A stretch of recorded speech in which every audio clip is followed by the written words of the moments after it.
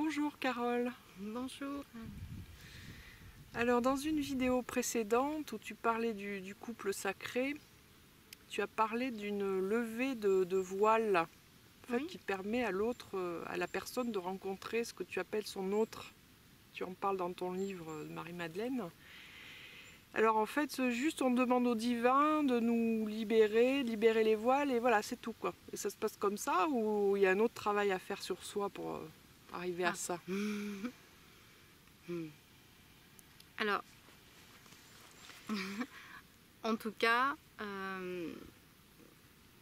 moi ça m'a été permis à partir d'un parcours initiatique.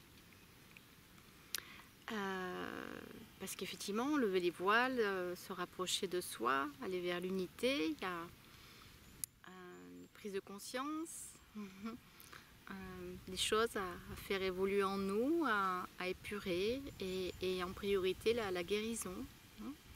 Tant que nous avons un cœur meurtri, c'est très difficile de rencontrer effectivement, comment dire, de rencontrer l'autre dans sa pureté, où ça demande vraiment de dépasser.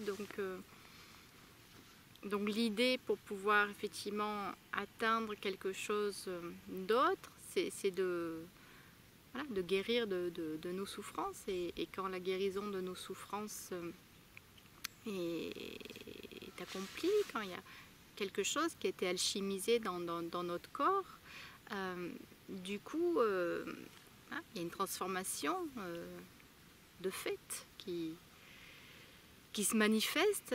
Voilà, il y avait un état de souffrance et notre corps a été lavé, donc la guérison s'est manifestée. Et de par la manifestation de cette ou de ces guérisons, c'est au sens large, c'est pas guérison de maladie, mais c'est guérison de certains traumatismes du passé, peut-être d'une blessure d'abandon ou d'autres formes de blessures. Et donc du coup, les voiles, à chaque fois qu'il y a une guérison, les voiles se lèvent en fait. Puisque les blessures nous cachent en fait quelque chose de nous. Il y a un voile avec ces blessures, donc lorsque nous sommes guéris, automatiquement, il y a autre chose qui vient. Et on voit, on s'approche un peu plus de cette unité, on s'approche un peu plus de soi. Et voilà, et chaque guérison nous enlève une peau de souffrance, une peau et une peau, voilà, ce voile. Enfin, je me répète, mais c'est juste un chemin initiatique. La guérison, c'est un véritable chemin initiatique.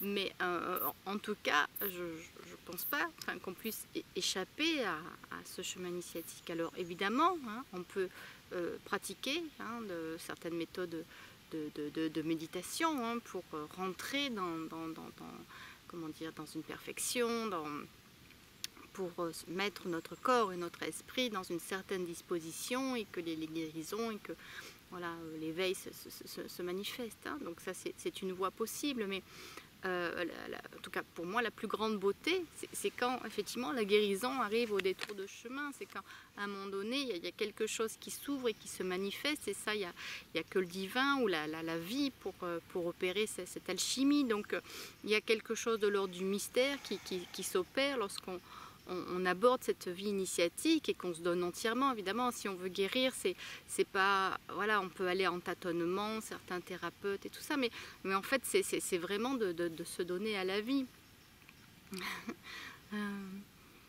Est-ce que j'ai répondu à la question? Mais voilà, oui. En tout cas, c'est cette voie initiatique dont je parle dans les livres, voilà, sous différents aspects, mais tout se rejoint, et cette histoire de couple, en fait, c'est lié à notre voie initiatique, c'est juste un énorme bonheur ou un cadeau que l'on s'offre nous, en allant vers le dépouillement de nous, en fait, en allant vers nous.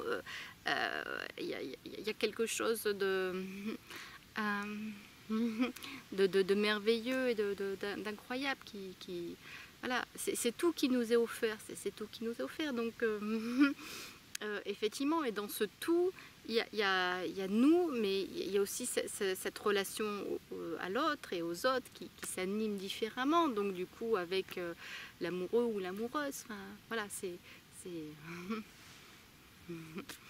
c'est un ensemble. Enfin, voilà, on rentre dans une autre forme de manifestation et de création de notre propre monde et de ce monde. Voilà. Mais après, la voie initiatique, ça demande beaucoup de persévérance, une foi très importante, ou en tout cas d'aller de plus en plus dans cette foi, dans nos profondeurs, et une constance aussi, puis un engagement. Voilà, l'engagement, voilà, aller vers l'autre, c'est aller vers soi, c'est un engagement. Engagement vers la vie, et la vie qui ouvre ses portes au fur et à mesure, et voilà, et qui nous délivre de nos souffrances.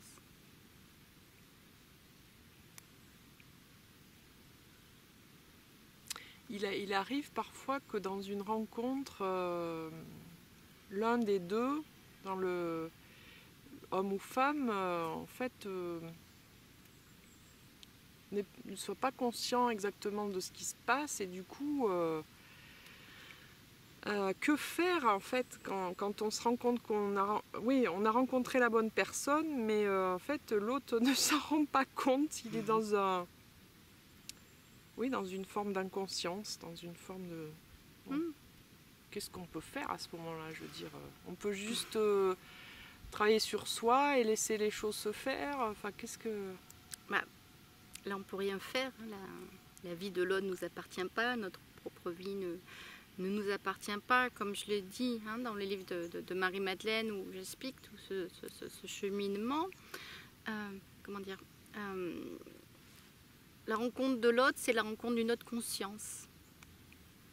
Et celui qui s'est initié, celui qui s'est ouvert à la vie, celui qui s'est libéré, effectivement, peut-être qu'il peut rencontrer quelqu'un qui soit encore dans ses souffrances, ou encore dans des schémas anciens, ou en tout cas qui ne s'est pas éveillé à cette dimension du couple sacré, et qui est encore tourné vers un couple d'ego, donc qui va chercher sa belle, ou à travers des femmes liées à sa représentation du présent.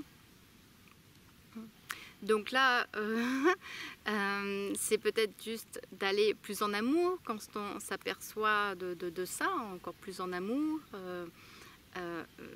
C'est pas être dans les détachements, parce que dans le détachement, ça demande un mouvement, un lâcher prise, un abandon, mais c'est juste être dans cette foi, et voilà, et que l'autre ne nous appartient pas, enfin, et dans un amour le plus pur qui soit, et donc dans cette pureté, dans cet amour, il n'y a pas d'attente envers l'autre, envers une forme ou une autre de manifestation dans le couple, une forme d'incarnation. On sait qui il est, on sait qui nous sommes, lui est encore inconscient, ou elle est encore inconscient.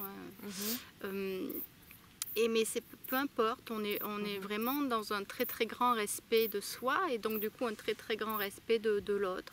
Donc on ne cherche pas à se l'accaparer, on est juste heureux ou heureuse de là où l'autre il est, et puis c'est déjà un grand bonheur de le rencontrer, de savoir qui il ou elle est, et d'être en conscience de ça. Le plus grand cadeau qui nous soit offert de la vie, c'est cette conscience.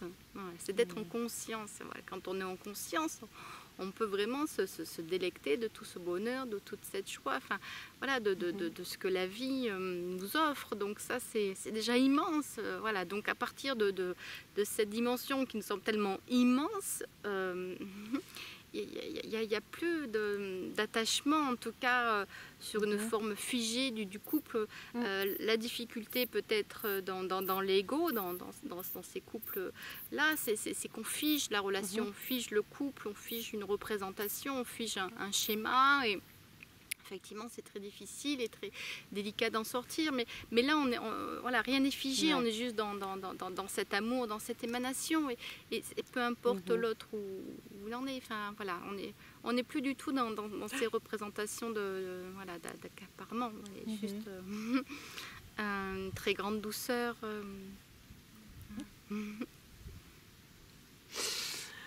Ok, merci beaucoup Carole. Merci.